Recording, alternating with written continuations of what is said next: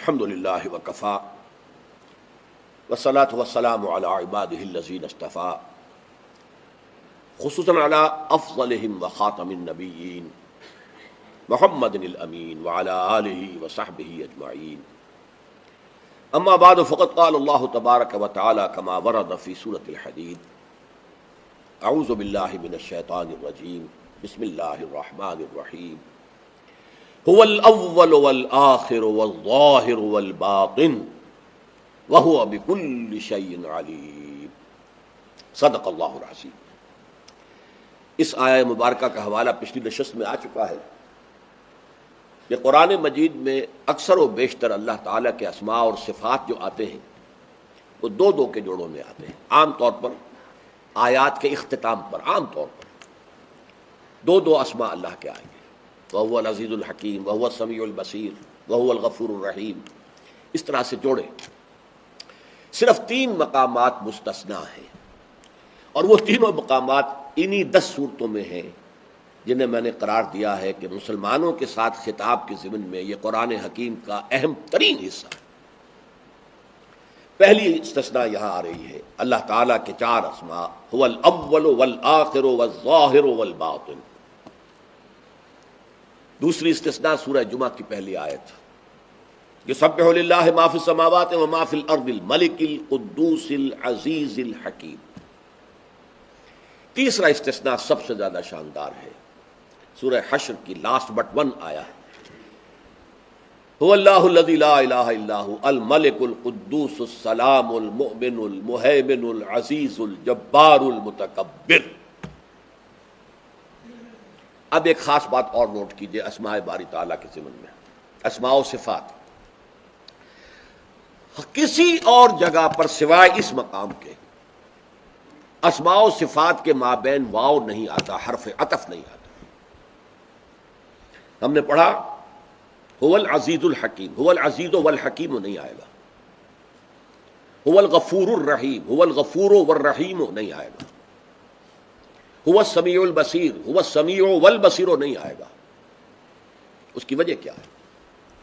واو حرف عطف ہے، اور یہ قاعدہ ہے نحو کا کہ عطف 2 چیزوں کو جوڑتا ہے، میں اور وہ، میں اور تو، دو، اور ان دونوں کا مغائر ہونا لازم ہے۔ مغائرت، میں تیرا غیر ہوں، تو میرا غیر ہے، حرف عطف سے مغائرت لازم آتی ہے، 2 چیزیں علیحدہ۔ اللہ تعالیٰ کے تمام اسماء اور تمام اس کی صفات اس کی ذات میں بیک وقت موجود ہے، کوئی مغائرت نہیں ہے۔ اور یہ بات بھی میں آپ کو بتا چکا ہوں کہ ایک غلطی جو میں ابتدا میں کرتا رہا العزیز الحکیم کے ضمن میں، کہ اللہ اگرچہ مختار مطلق ہے لیکن اس کا اختیار مطلق اس کی حکمت کے تحت استعمال ہوتا ہے، یہ غلط ہے۔ ساتھ استعمال ہوتا ہے، حکمت کے ساتھ استعمال ہوتا ہے۔ اللہ کی کوئی شان کسی دوسری شان کے تابع نہیں ہے، اللہ کی کوئی صفت دوسری صفت کے تابع نہیں ہے۔ جیسے اللہ کی ذات مطلق ہے، اللہ کی تمام صفات مطلق ہیں۔ اور نمبر 2 جو یہاں میں آپ کو بتا رہا ہوں، تمام صفات بیک وقت موجود، جہاں وہ منتقم ہے وہیں ساتھ ہی وہ غفور بھی ہے، یہ علیحدہ علیحدہ نہیں ہے، بیک وقت۔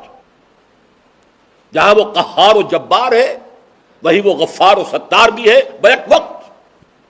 اس میں کوئی بعد زمانی نہیں ہے، کوئی تقدیم و تاخیر نہیں ہے۔ ایک ہی استثناء اس میں آتا ہے، اور وہ یہ ہے هو الاول والآخر والظاہر والباطن۔ وجہ کیا ہے؟ اول و آخر بیک وقت نہیں ہو سکتے، اول و آخر کے درمیان بعد زمانی لازماً آئے گا، ورنہ بے معنی الفاظ ہیں۔ اول آخر یہ ایک ساتھ کیسے ہو سکتے؟ صرف اس وجہ سے یہاں پر حرف عطف لایا گیا ہے، اور پھر اس کے نظم کے لیے، ردم کے لیے پھر آگے بھی بڑھا دیا گیا، حالانکہ الباطن الظاہر یہ بیک وقت ہو سکتے۔ میرا اور آپ کا ایک ظاہر ہے ایک باطن ہے، بیک وقت ہے۔ نماز کا ایک ظاہر ہے ایک باطن ہے، نماز میں رکوع ہے، سجود ہے، قیام ہے، قعدہ ہے، اور ایک اس کا باطن ہے، خشوع ہے، خضوع ہے، برابر ساتھ موجود ہے۔ اول و آخر ساتھ نہیں ہو سکتے، یہی ایک واحد ہے جوڑا کہ جس کے اندر حرف عطف لازم ہے، اور اسی کے ذیل میں پھر دوسرا جوڑا بھی آیا ہے تو اس میں بھی عطف دے دیا گیا، اس کے تابع کر دیا گیا۔ یہ اس کلام کا ردم ہے، اس کا ایک انداز ہے، اس کا تقاضا ہے، ایک ملکوتی غنا ہے، ڈیوائن میوزک ہے۔ هو الاول والآخر والظاہر والباطن وهو بكل شيء علیم۔ اب آپ نوٹ کیجئے کہ یہ آیت قرآن حکیم کا مشکل ترین مقام ہے۔ یہ ذات باری تعالی کی اس سطح سے بات کر رہی ہے جو فلسفے کی بلند ترین منزل ہے۔ فلسفے کی بلند ترین منزل کیا ہے؟ فلسفہ وجود۔ یہ کائنات کیا ہے؟ یہ خود بخود چل رہی ہے، کوئی چلانے والا ہے، خود بخود بنی ہے، کوئی بنانے والا ہے۔ اچھا، اگر کوئی بنانے والا ہے، چلانے والا ہے، تو اس کائنات سے اس کا تعلق کیا ہے؟ وہ اس کائنات کا غیر ہے یا اس کائنات کے اندر ہی موجود ہے؟ What's the nature of existence? وجود کی حقیقت کیا ہے؟ یہ فلسفہ وجود جو ہے، یہ فلسفے کی مشکل ترین شاخ، اور اس پہ بحث جو کی ہے ہمارے صوفیاء نے کی ہے۔ کسی نے وحدت الوجود کہا، کسی نے وحدت الشہود کہا، کسی نے توحید وجودی کہا، اس پر بحث صوفیاء نے کی ہے۔ جہاں تک متکلمین کا سوال ہے، ہمارے جو مفسرین میں متکلم اعظم ہے امام رازی، وہ تو اس مقام پر آ کر ایسے کھڑے نظر آتے ہیں کہ جیسے ہوش و حواس گم، آدمی متحیر ہے، متحیر۔ اعلم ان هذا المقام مقام غامض محیب عمیق، 3 الفاظ۔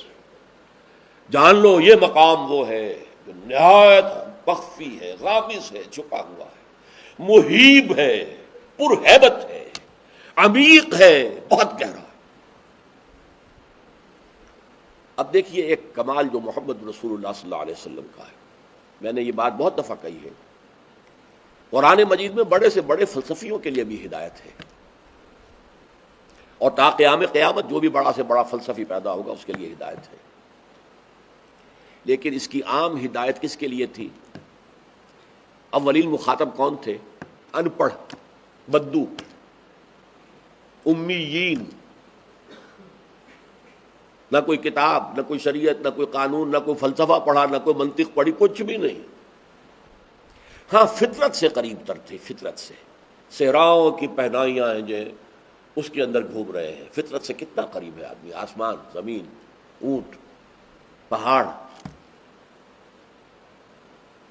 اولا ينظرون الى الابل كيف خلقت والى السماء كيف رفعت۔ اب ایک بدو ہے، وہ اونٹ کے اوپر سوار چل رہا ہے، اونٹ کے اوپر سوار ہے، اوپر آسمان ہے، کوئی چیز حائل نہیں ہے۔ ہم تو آسمان دیکھ ہی نہیں سکتے، اس لیے کہ ہم تو رہتے ہیں گھروں کے اندر، چھتوں کے اندر، پھر آگے گاڑی کے اندر بیٹھ گئے، کسی بس میں بیٹھ گئے، کہیں اور بیٹھ گئے، پھر کہیں کسی دفتر میں، ملٹی سٹوریڈ بلڈنگ میں۔ آسمان کب دیکھتے ہیں؟ سوتے بھی اندر ہیں۔ تو آسمان، ایک وہ بدو جو آسمان کو دیکھتا تھا، زمین اس کے سامنے چل رہا ہے، اونٹ پر وہ سوار ہے۔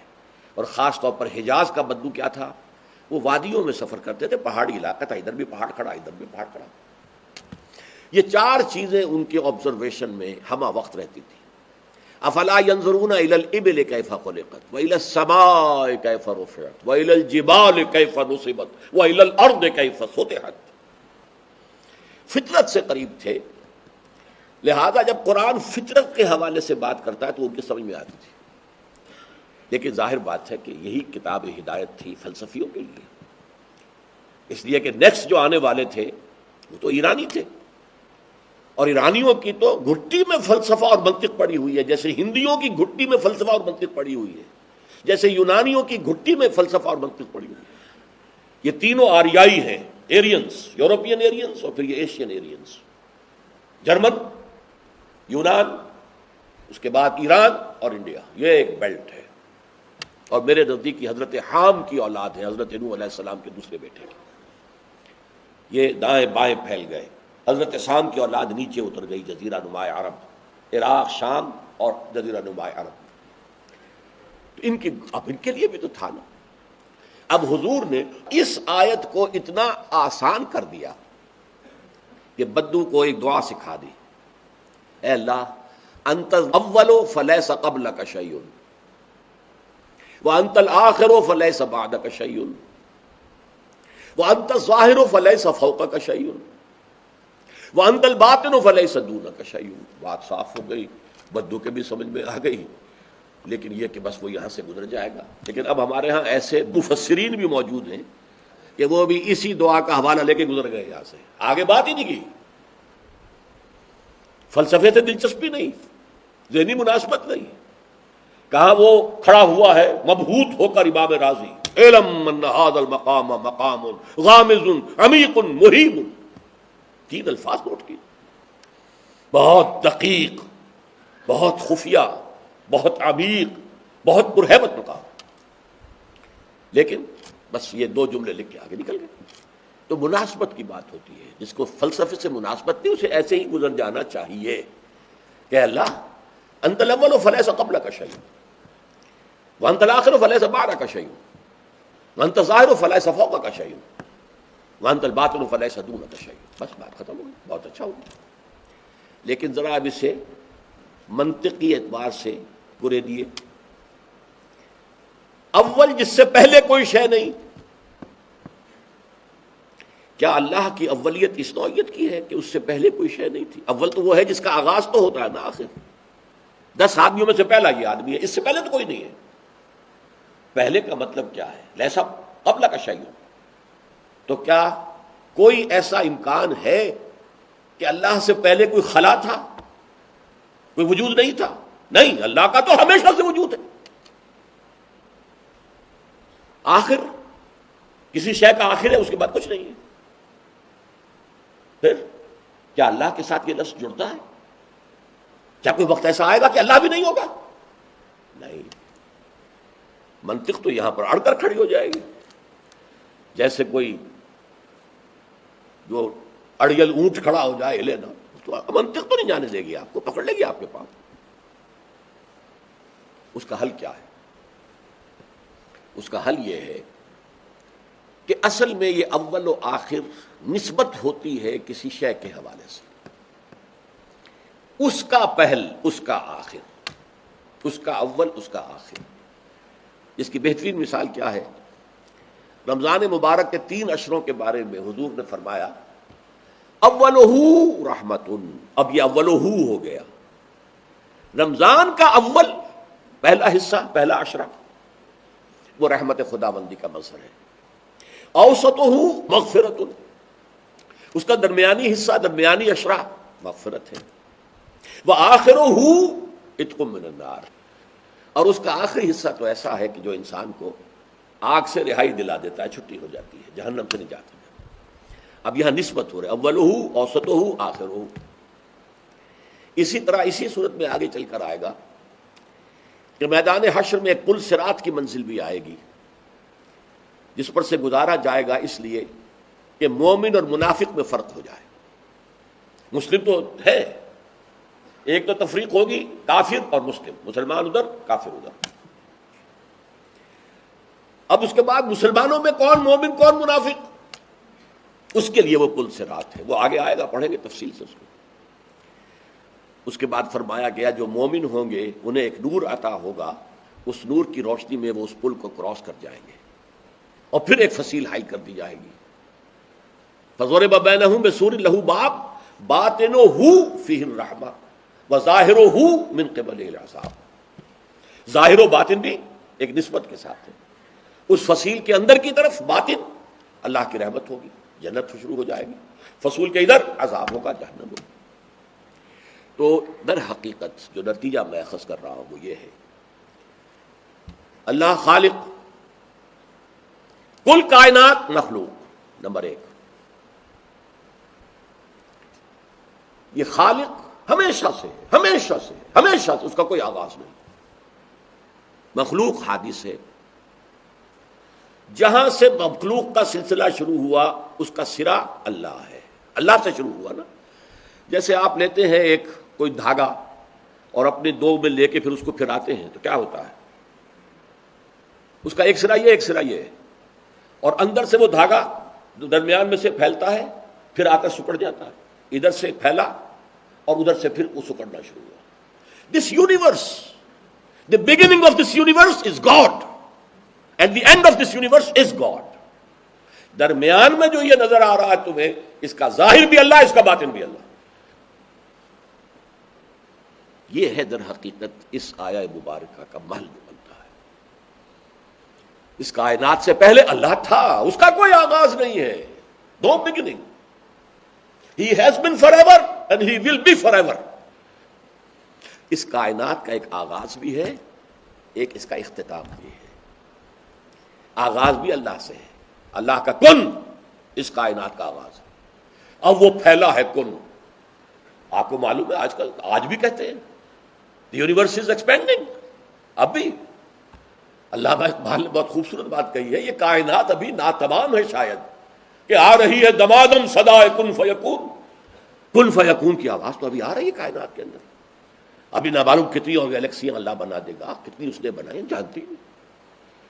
اور کہتے ہیں کہ جیسے ایک جو ہے پھل جڑی وہ پھیلتی ہے، یا جیسے فنر کو آپ کہیں گے، آپ نے اس کو کھینچا پھر چھوڑ دیا پھر وہ جا گیا، تو ایک وقت میں یہ آئے گا، ابھی یہ ایکسپینڈنگ یونیورس ہے، پھر یہ کنٹریکٹ کرنا شروع کرے گی۔ اسی طرح بڑے بڑے جو ستارے تھے، وہ ستارے بہت بڑے بڑے، وہ کرنچ شروع ہوا ان کے اندر، وہ چھوٹے ہونے شروع ہوئے، چھوٹے ہونے شروع ہوئے، چھوٹے ہونے شروع ہوئے، اور ہوتے ہوتے ایک بلیک ہول رہ گیا، صرف ایک سیاہ دھبا رہ گیا کائنات کے اندر۔ آپ کو نظر آ رہا ہے یہ بلیک ہول، یہ اصل میں کسی گیلیکسی کا خاتمہ ہے، قبر ہے، یہ مواقع النجوم ہے۔ فلا اقسم بمواقع النجوم وانه لقسم لو تعلمون عظیم۔ تو میں قسم کھاتا ہوں ان ستاروں کے ڈوب جانے کی جگہ کو، اور اگر تم سمجھ سکو تو یہ بہت بڑی قسم ہے جو ہم کھا رہے ہیں۔ اب آج سے پہلے کون جان سکتا تھا مواقع النجوم کیا ہے، کس بلا کا نام ہے، کہاں ختم ہوتا ہے؟ سائنس آج بتا رہی پوری گیلیکسیز ختم ہو چکی ہے، ان کی موت واقع ہو چکی ہے، وہ سمٹ کر پھر آ گئی ہے ایک ہی نہیں اس کے اوپر، نقطے کے اوپر، اور اس کے اندر دھس گئی ہیں، ختم ہو گئی ہیں، اور وہ بلیک ہول ہے، اور اس کے اندر اس قدر طاقت ہے، وہ جتنی تیزی کے ساتھ اس کے اندر گیلیکسی گھسی ہے اور ختم ہوئی ہے، تو اس کی وجہ سے اس کا ویکوم اتنا کریٹ ہوا ہے، جو شے اس کے قریب سے گزرتی ہے وہ اندر کھنچ جاتی ہے اور ختم ہو جاتی ہے، بلیک ہول۔ تو یہ ہے در حقیقت هو الاول، هو اول الکون، اس کائنات کا اول بھی وہ ہے، والآخر وآخر الکون، جو یہ کون ہے، کائنات ہے، کون و مکان، یہ در حقیقت اس کا آغاز بھی اللہ ہے، اس کا اختتام بھی اللہ ہے۔